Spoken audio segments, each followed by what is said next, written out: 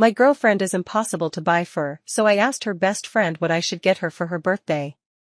Best friend, does she like you? Me, oh yes, I am positive she likes me. Best friend, if she likes you, she'll like anything. A bus full of ugly people had a head-on collision with a truck. When they died, God granted all of them one wish. The first person said, "I want to be gorgeous." God snapped his fingers and it happened. The second person said the same thing and God did the same thing. This went on and on throughout the group. God noticed the last man in line was laughing hysterically. By the time God got to the last 10 people, the last man was laughing and rolling on the ground. When the man's turn came, he laughed and said, "I wish they were all ugly again. My friend thinks he is smart. He told me an onion is the only food that makes you cry, so I threw a coconut at his face." A child asked his father, "How were people born?"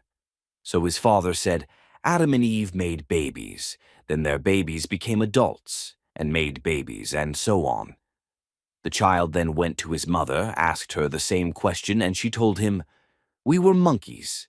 Then we evolved to become like we are now." The child ran back to his father and said, "You lied to me." His father replied, "No, your mom was talking about her side of the family." Teacher: "Kids, what does the chicken give you?" Student: "Meat." Teacher: "Very good. Now, what does the pig give you?" Student: "Bacon." Teacher: "Great. And what does the fat cow give you?" Student: "Homework." So a man dies, goes to heaven, and sees St. Peter. There are many clocks surrounding him, so the man asks, "What are these clocks for?" St. Peter replies, "These are lie clocks. They tick once for every lie you tell." Here we have Mother Teresa's clock. She has never lied, so the clock has not moved. Honest Abe has only lied twice in his life, so it has only ticked twice. The man then asks, "So where is George Bush's clock?" St. Peter replies, "Oh, that is in Jesus' office. He is using it as a ceiling fan." Sherlock Holmes and Dr. Watson went on a camping trip. After a good meal and a bottle of wine, they laid down for the night and went to sleep. Some hours later, Holmes awoke and nudged his faithful friend. "Watson, look up at the sky and tell me what you see." Watson replied, "I see millions and millions of stars." "What does that tell you?" Watson pondered for a minute. "Astronomically, it tells me that there are millions of galaxies and potentially billions of planets.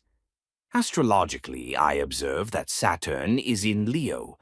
Horologically, I deduce that the time is approximately 3:15. Theologically, I can see that God is all-powerful and that we are small and insignificant. Meteorologically, I suspect that we will have a beautiful day tomorrow. What does it tell you?" Holmes was silent for a minute, then spoke. "It tells me that someone has stolen our tent." "Why did Adele cross the road?" "To sing 'Hello' from the other side." Two guys are walking through a game park, and they come across a lion that has not eaten for days. The lion starts chasing the two men. They run as fast as they can, and the one guy starts getting tired and decides to say a prayer. "Please turn this lion into a Christian, Lord." He looks to see if the lion is still chasing, and he sees the lion on its knees. Happy to see his prayer answered, he turns around and heads towards the lion. As he comes closer to the lion, he hears it saying a prayer. "Thank you, Lord, for the food I am about to receive." Late one night, a burglar broke into a house, and while he was sneaking around, he heard a voice say, "Jesus is watching you." He looked around and saw nothing. He kept on creeping and again heard, "Jesus is watching you." In a dark corner, he saw a cage with a parrot inside.